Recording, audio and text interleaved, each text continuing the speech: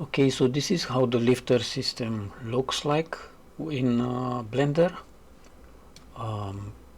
The advantages of this system is that it's totally 3D printable, so you can print it yourself at home.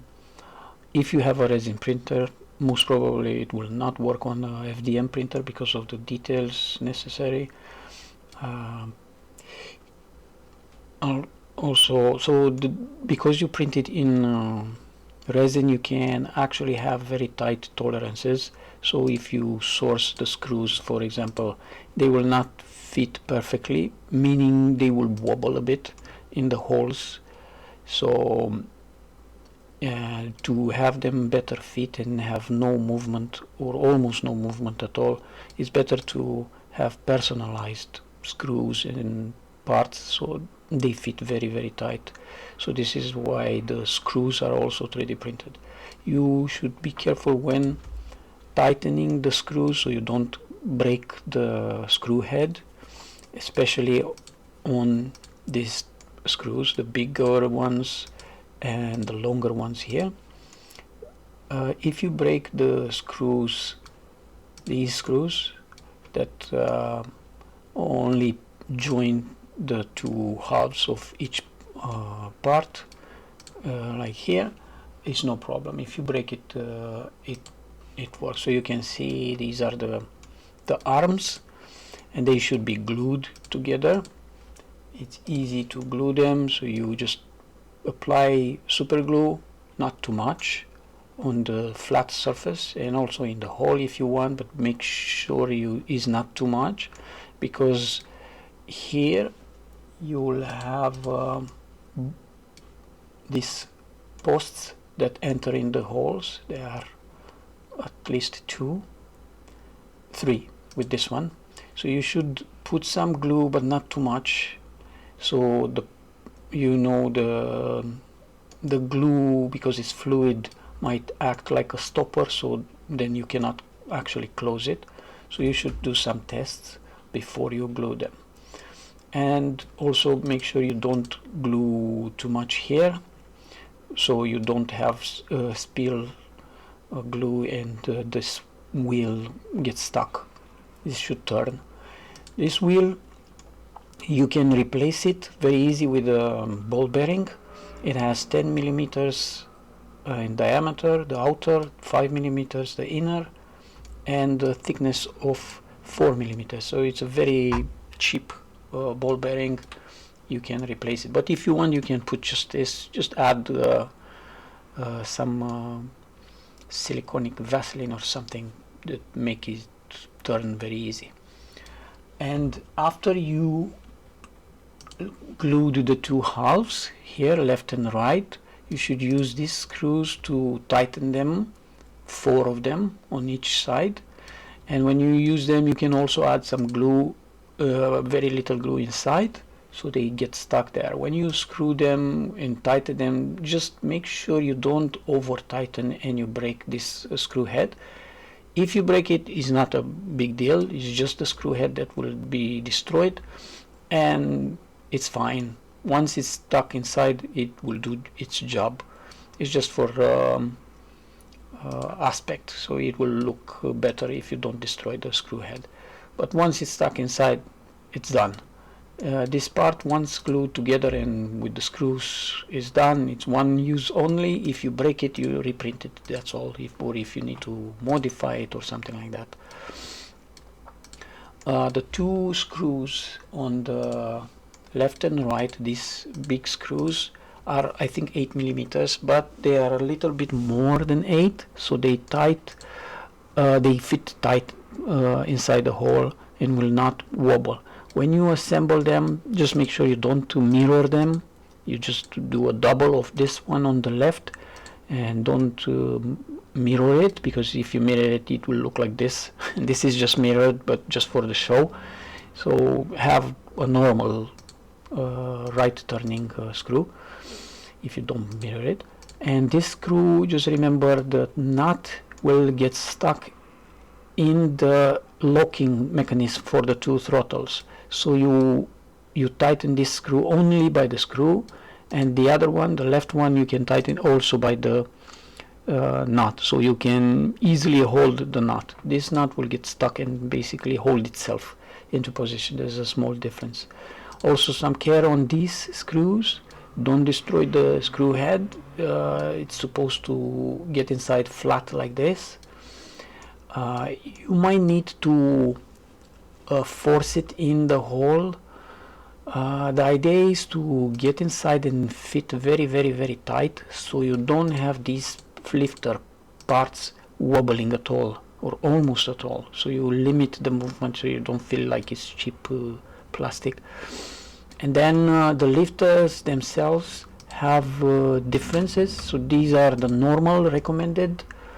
This one on the left side, you can have on the hook placed here if you prefer, but I don't recommend it. This is just an older variant. I have several. So for example, this is the same now here. It's called center, the hook. This is with the rings.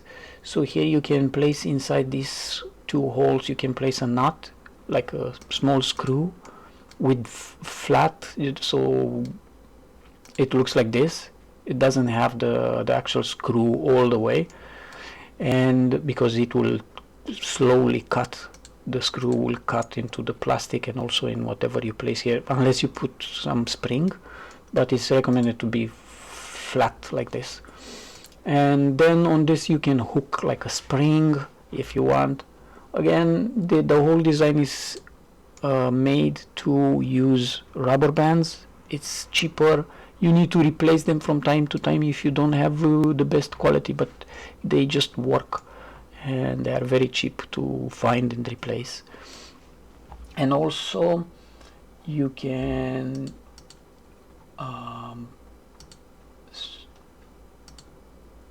one second. So this has both, just to see how they look. Maybe you want to try them with both, but the best one is this one that is called recommended, and it looks like this, and then the hook catches the rubber band in the best position.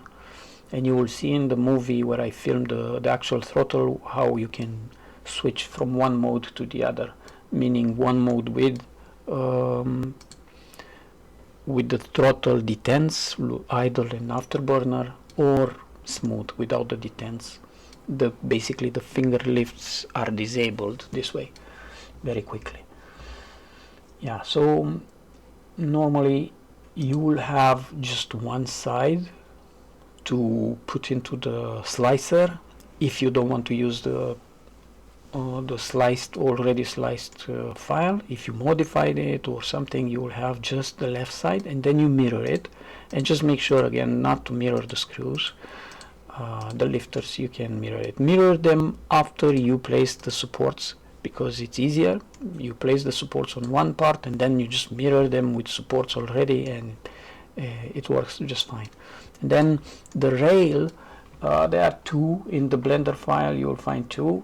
One is modifiable and the other is, you can still modify it, but it's more complicated, because this one has it's beveled here, so the curve is now smoother. So by contrast, this one, you can still drag these lines. You can just place it like this, and then you drag these lines and modify the curvature, or you can add, for example, a second hump here for a second detent if you want. Of course you need to add more lines, but if you are planning to do this, probably you know how to. The detent in the back for the idle is again somehow easy to modify, but it has a lot of points, but you can adjust them very little if you feel it's necessary. I don't think it's necessary, but if you want, you can do that.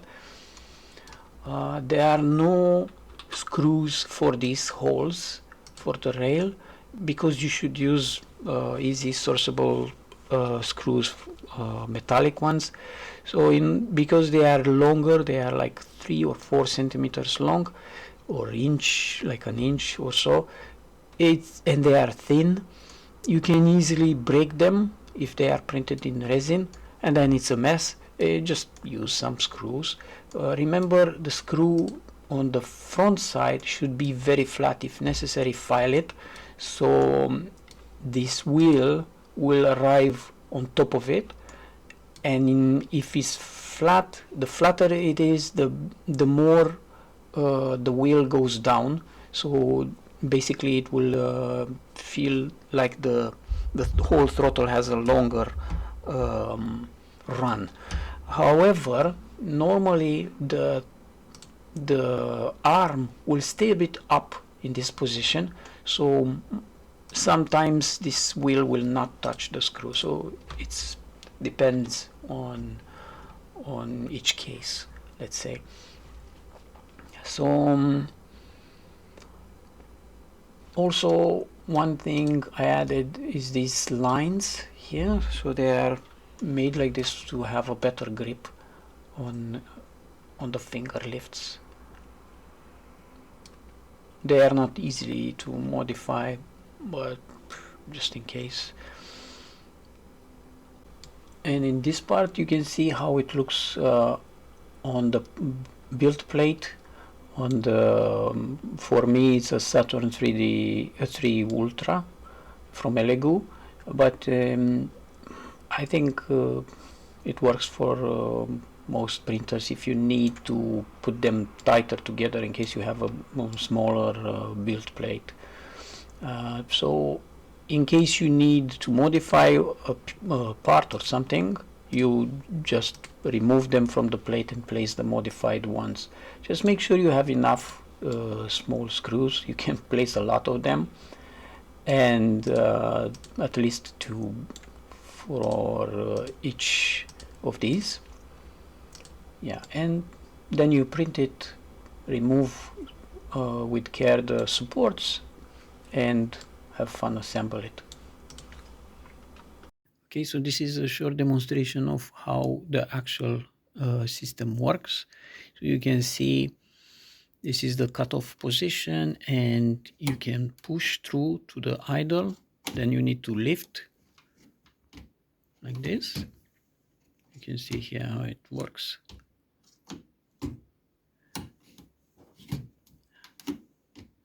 Through the afterburner you basically push through, and then you can also come back. You can disable the finger lift system very easy if you just grab the rubber bands like this. I have them, it's a very normal rubber band bent in 3, folded in 3. So you then just put it on the screw here and also on the other side. You can do this even in VR. It's not really difficult, like this. And now you can see the lifters are up, and basically the whole system is disabled very quickly. And now you have a normal throttle, or if you want, you can use it as a collective. Now you can see you still need here some small screws. These are the only parts that you need to source them from somewhere. Basically from all the electronics you will find these very, very small screws. And also you should use like a piece of metal, something maybe even a circular one, but I found one that it has this shape. It's not just circular, it's just has a little bit of extension, so it will lock the rubber band in place. Otherwise you just hook it on there's a small post in here, plastic from the throttle, but the rubber band can jump out. So if you use a screw, just make sure the screw does not interfere with the lifter. You can see the lifter will pass by the screw, so you don't put a big one. That's the only thing that you search. And the screws here are just very easy to find. These are just normal screws. I think they are 3 millimeters in diameter and like 1 inch and something long. If you want, you can file this so it's very flat, but not really a big. This one here, you don't need to file it. Okay, so that's all.